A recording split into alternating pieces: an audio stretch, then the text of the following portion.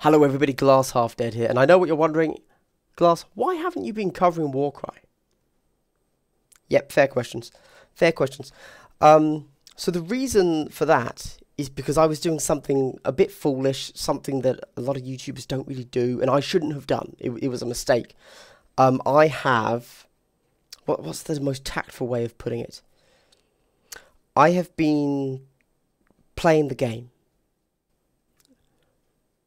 and not wanting to just spout bollocks on my channel. I wanted to actually get a certain number of games in, play in a few tournaments, before I came out and said, this is my official opinion of... I realised my opinion also means nothing. So, at the same time, I wanted to have a good backing and basis and foundation for something that meant nothing when I said it. But, basically, what I'm saying is, about 2 months ago, I should have just made a crap load of videos for something I didn't know about, but I didn't do that. So I'm almost at the point where I'm actually going to talk about Warcry, my full thoughts on it, how I think the game should be going, etc. But we have this, and this is actually really interesting. It's this side. Because, so we know all of this. There is this, there's an indication, a hint, that perhaps they are going to stop doing the Warcry box, the core set. I think it's already gone to direct only, so it's not being shipped to stores anymore. That's a bad indication for those unaware. It's probably going to go. Yeah. Don't know. Pure speculation. They're not actually going to tell us, this is going off the shelves now. So, pure speculation. They have also released everything. So everything you can get in the core set, you can now get separately. Cool. That's nice. That is a good stance to take. We now get Azurite Ruin Chapel, which is like, fine. That's just, again, you got that in the base set. But then we get a very interesting thing. Tome of Champions. Now, let's actually read it, because what I'm about to comment on is based on this. After that, you can look forward to a new book containing rules for all the warbands in the game, and much, much more besides. Meaning, if you missed out on their faction cards, you'll still be able to play with them. Now, before I read any more, let's talk about that. No, you know what? Let's show the cool pictures. Then I'm going to come back to that, because that is what I have big issues with. Okay. This guy here is our first Spire Tyrant model. Let's take a look. So in some of the WhatsApp groups, I've been hearing people say they don't like it. I actually quite like this guy. I suspect, he's got a bit of armor, but he's mostly naked, so he's going to be, I assume that the whole faction are going to be halfway between Iron Golems and Untamed Beasts. Would be my assumption. But do note, now maybe it's because I'm colourblind, but this knee, bit of shading here, a little bit of a bruised knee. I think we all know how we got that. Am I right, guys? And then we go down to this guy. Oh, he's good, isn't he? This is a guy. This is a guy. I like this guy. Top half. Basically, what they did was they took a cave troll from the Lord of the Rings set and then just put it on a big beastie guy's legs. That's it. But that aside, I think this is a really cool model. Nice stuff. Chaos markings all over him. The standard eye patch, I guess. He's definitely killed a few people. I can't... Oh, there's an Iron Golem head there. Can't quite tell what base size it is. I'm going to guess 50. But it could be bigger. It's probably 50. Still, it's a big base. Okay. Awesome. Let's talk about my reservations for this. Warcry, Tome of Champions, 2019. Okay. 2019. That's interesting, isn't it? Why? So, there is an implication here that we are going to get one of these every year. What does that mean? Does that mean that Games Workshop is going to put Warcry onto a yearly update. They are guys, I am speculating. I'm asking the question. I'm posing the question. Posing the question. Feel free to tell me, no, I don't think that's what they're going to do. I think you're being too pessimistic. I think blah, blah, blah.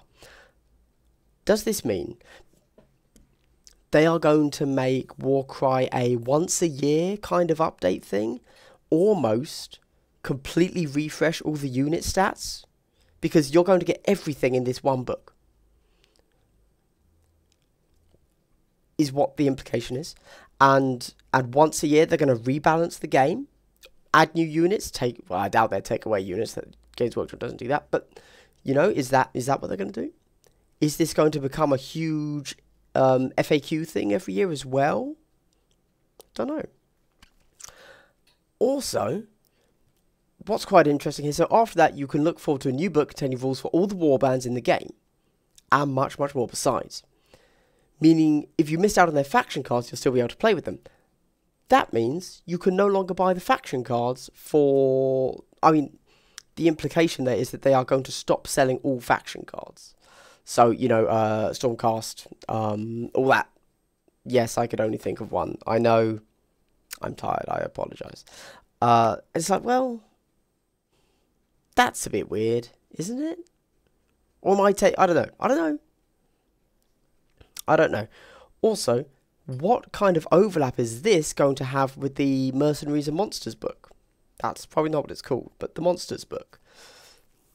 Is this going to give us... I mean, why do they say add much, much more besides? Does that mean... Oh, okay, actually, this is the book that's finally going to give you the cards for Spire Tyrants and Keepers of the Flame? Probably not, because we're going to get those as separate rules again that aren't going to be in this book when we buy them. That would be my guess. But does this mean we're going to get data sheets? They're not called data sheets, but you know what I mean. War scroll card things from the Mercenaries and Monsters in here. And so therefore, why have I bothered to buy Mercenaries and Monsters? Or do we now need the core book? Well, of course you need the core book. That's got the rules. Yeah. Mercenary Monsters and Tome of Champions and our individual data cards? That's not... Okay, so I don't mind. I actually don't mind that. I don't mind having a game that is 3 books deep. That's fine. But it's actually really annoying that every Games Workshop game is doing this exact same formula. Okay? Like, Games Workshop has clearly found its stride. Big release, trickle it out for a month, 2, 3. They kind of did their big release quite quickly with their Mercenaries and Monsters. It was only out like a month, wasn't it? So they kind of hit us with that. Presumably this is their second big release to kind of enthuse people. And everybody says, oh, look at this, Games Workshop is keeping the community alive. They're doing amazing things. They haven't given up on this game. This isn't a one-shot. I can't think of a thing. And it's like, okay, I guess. But I don't like this. Like, this isn't fun. As somebody from Kill Team, I've kind of accepted that Kill Team's a little bit... Games Workshop's kind of done with Kill Team. That's fine. They're going to drip us a few more bits and bobs until they eventually reboot Kill Team 2.0. Cool, fine, whatever. I'm enjoying the game. Who cares? But all of the games from Games Workshop are becoming... You need 3 books. Like, minimum. Plus, you need your own faction stuff. And it's like, come on, Games Workshop. This isn't a fun business model, you know? That's all I'm saying. And I personally am getting serious fatigue from this business model that they are currently following. That said, if I only followed Kill Team, or only followed Warcry, or only followed 40k, or only followed Age of Sigmar, or only followed Adeptus Titanicus, or only followed Blood Bowl, or only followed Aeronautica Imperialis, or only followed Necromunda, that was 9 games, then it would be like, okay, actually, that's fine. I'm okay with that because that one thing is all I need. But I follow, like, most of them. It sucks. It sucks to, like, I love Games Workshop books. Not the fluff. They're rule books. I think they do amazing rule books. I am more than happy to pay for the rules. Which I know a lot of people say, oh, I don't want to pay for the rules. Ooh, every other company does rules for free. I'm okay with paying for the rules, actually. But not for every game. They need to sort their shit out. Honestly, they are causing customer fatigue, is all I'm saying. And I have no doubt that their share price is about to start reflecting that over the next year or two. It would just be nice if they just kind of were a bit more consumer friendly, because they're really not at the moment. Anyway, that's my little gripe about Games Workshop there. With that said, all those negatives thrown out, again, I'm very, very curious about what is actually going to be in Tome of Champions. Is Tome of Champions actually going to be another, so the and much, much more besides that they claim there, is that actually going to be more? Like, no duplicates from the Mercenaries and Monsters? If so, then actually Warcry is shaping out to be really quite fleshed out, which is awesome, which is really good. And then, maybe, they really will do just, you know, one update a year. Hey guys, Tome of Champions 2020, 2021, 2022. And they will kind of incorporate Age of Sigmar's releases throughout that year into Warcry. Don't know. What I would really like though, and I'm gonna make a bigger video about this, is I really want them to balance the game around what is it? The Warhammer Underworlds. I would love to be able to use the Warhammer Underworlds factions as official factions, not just, oh, this is a good proxy model, in Warcry. Games Workshop, it's gold. That idea is pure gold for you. Please use that.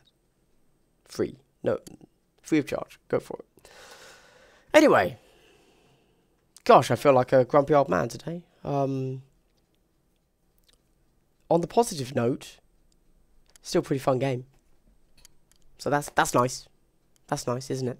Anyway, this has been Glass Half Dead. I hope you've had a good day, and I hope you continue to have a good day. Goodbye.